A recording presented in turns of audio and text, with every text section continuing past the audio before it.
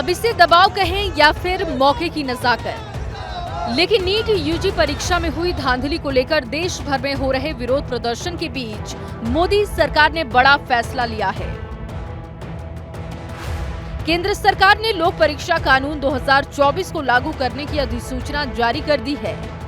Public examination prevention of unfair means act के नाम से ये विधेयक इसी साल 6 फरवरी को लोकसभा और 9 फरवरी को राज्यसभा से पारित हुआ था। राष्ट्रपति द्रौपदी मुर्मू ने 12 फरवरी को बिल को मंजूरी दे दी थी। पेपर लीक या धांधली को रोकने के लिए इस कानून में संघ लोक सेवा आयोग यूपीएससी, कर्मचारी चयन आयोग एसएससी, रेलवे भर्ती बोर्ड आरआरबी, बैंकिंग कार्मिक चयन संस्थान आईबीपीएस और नेशनल टेस्टिंग एजेंसी एनटीए की परीक्षाएं शामिल होंगी। केंद्र के सभी मंत्रालयों विभागों की भर्ती परीक्षाएं भी इस कानून के दायरे में होंगी। केंद्र सरकार का इस कानून को लाने के पीछे मकसद है कि जितनी भी बड़ी सार्वजनिक परीक्षाएं हो रही हैं, उनमें ज्यादा पारदर्शिता रहे। साथ ही प्रतियोगी परीक्षाओं या एंट्रेंस टेस्ट में शामिल होने वाले परीक्षार्थियों को भरोसा दिलाया जा सके कि वो जो परीक्षा दे रहे हैं उनमें कोई गड़बड़ी नहीं होगी। दरअसल इन दिनों नीट यूजी पेपर लीक को लेकर देश में हंगामा मचा हुआ है। ऐसे में ये कानून लागू करके सरकार ने बड़ा संदेश देने की कोशिश की है। हालांकि ये कानून सरकार ने फरवरी में पारित करा लिया था। उस दौरान भी राजस्थान में शिक्षक भर्ती परीक्षा, हरियाणा में ग्रुप डी पदों के लिए सामान्य पात्रता परीक्षा, गुजरात में जूनियर क्लर्क के लिए भर्ती और बिहार में कांस्टेबल भर्ती परीक्षा सहित कई पेपर लीक्स के मामले सामने आए थे। अब हम आपको बताते हैं कि नीट परीक्षा में धांधली के विरोध में देश भर में बवाल के बीच केंद्र सरकार ने जिस कानून की अधिसूचना जारी की है, उसमें पेपर लीक करने या आंसर शीट से छेड़छाड़ करना अपराध माना जाएगा। अधिनियम के तहत पेपर लीक से जुड़े सभी मामले संज्ञेय अपराध यानी कि कॉग्निजेबल ऑफेंस और गैर जमानती होंगे। इसके अलावा जिन सेवा प्रदाताओं या एजेंसियों को संभावित अपराध के बारे में जानकारी है, लेकिन वो इसकी रिपोर्ट नहीं करते, तो उन पर जुर्माना लगाया जा सकता है। जांच के दौरान अगर ये तय हो जाता है कि सर्विस प्रोवाइडर के किसी वरिष्ठ अधिकारी ने अपराध की इजाजत दी थी या वो अपराध करने में खुद शामिल था, तो उसे जेल की सजा के साथ जुर्माना देना होगा।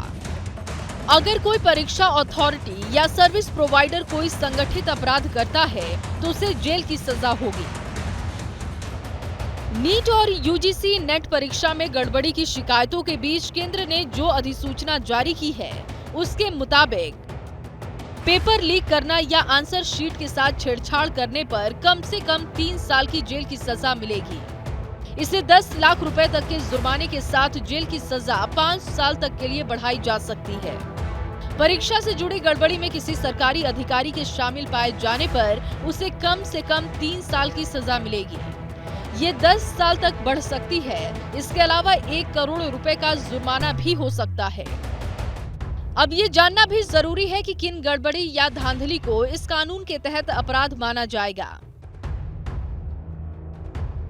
किसी परीक्षा का क्वेश्चन पेपर या आंसर की लीक करना, क्वेश्चन पेपर या आंसर की लीक करने में किसी के साथ शामिल होना, बिना इजाजत क्वेश्चन पेपर या ओएमआर शीट अपने पास रखना, परीक्षा के दौरान किसी से जवाब लिखने के लिए मदद लेना, परीक्षा दे रहे कैंडिडेट को डायरेक्ट या इनडायरेक्ट तरीके से मदद करना, एग्जाम आंसर शीट या ओएमआर शीट के साथ छेड़छाड़ करना, कॉपियों के मूल्यांकन में बिना इजाजत छेड़छाड़ करना, सरकारी एजेंसियों की तरफ से तय परीक्षा के मानकों का उल्लंघन करना, मेरिट के लिए तय डॉक्यूमेंट में किसी तरह की छेड़छाड़ करना, पब्लिक एग्जाम के लिए तय सिक्योरिटी मानकों का उल्लंघन करना, किसी एग्जाम कंप्यूटर सिस्टम या नेटवर्क से छेड़छाड़ करना, कैंडिडेट्स की सिटिंग अरेंजमेंट, एग्जाम डेट या शिफ्ट में छेड़छाड़ करना, किसी एग्जामिनेशन अथॉरिटी को धमकाना या काम करने से रोकना, परीक्षा या एग्जाम अथॉरिटी से जुड़ी नकली वेबसाइट बनाना,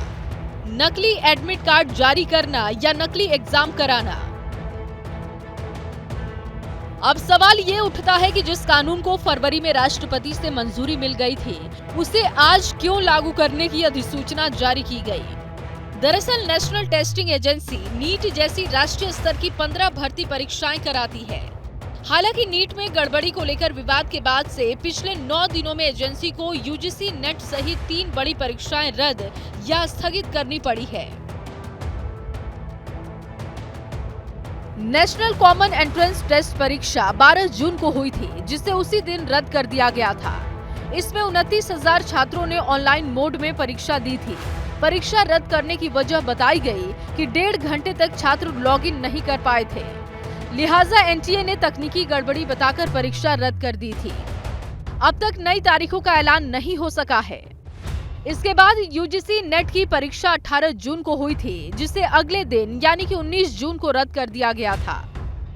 शिक्षा मंत्री धर्मेंद्र प्रधान ने परीक्षा रद्द करने की वजह बताई थी कि टेलीग्राम पर पेपर की चर्चा हुई थी, जो पेपर से हूबहू मेल खा रहा था।